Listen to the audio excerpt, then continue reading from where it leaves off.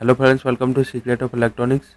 In this video we will learn how to control our home appliances through a smartphone browser using a ESP32 development board. In this circuit you can see a 4-channel relay module connected to the ESP32 development board. The VCC and the GND pins of the relay module are connected to the 5V and GND pins of the ESP32 development board. The inputs of the relay module are connected to GPIO pins 2, 4, 16 and 17 of the ESP32 development board. In this circuit you can see that we can connect 4 appliances. Now open the Arduino IDE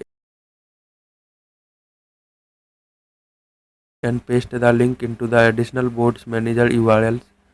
I have already added this URL in the additional boards manager URLs.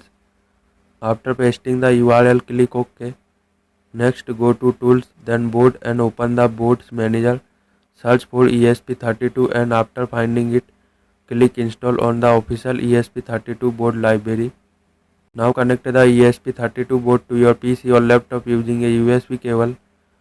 In the board setup you can see that all 4 pins are configured as output pins. After this all output pins are initially set to high because I am using a active low relay module. If you are using a active high relay module, then set all 4 output pins to low.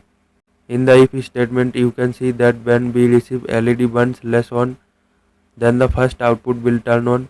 If you are using a active high relay module, then replace low with high. Similar, when we receive LED burns less off, then the first LED will turn off. And do not forget to replace high with low if you are using a active high relay module. The same applies to the other 3 outputs, which will also turn on and off. Make sure to replace high and low in all if-else statements if you are using a active high relay module.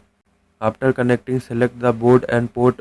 Once selected, upload the code to the ESP32 board.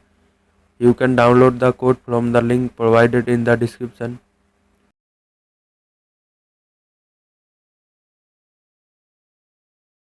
After uploading the code, open the serial monitor, disconnect the ESP32 board from the PC and then reconnect it.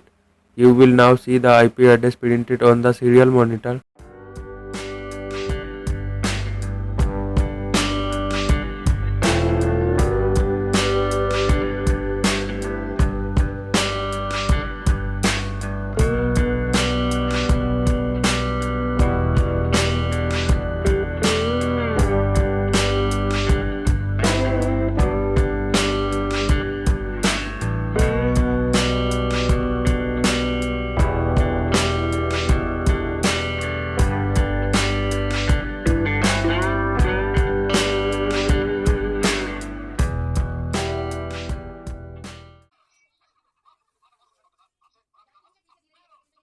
Open the browser on your smartphone and type this IP address.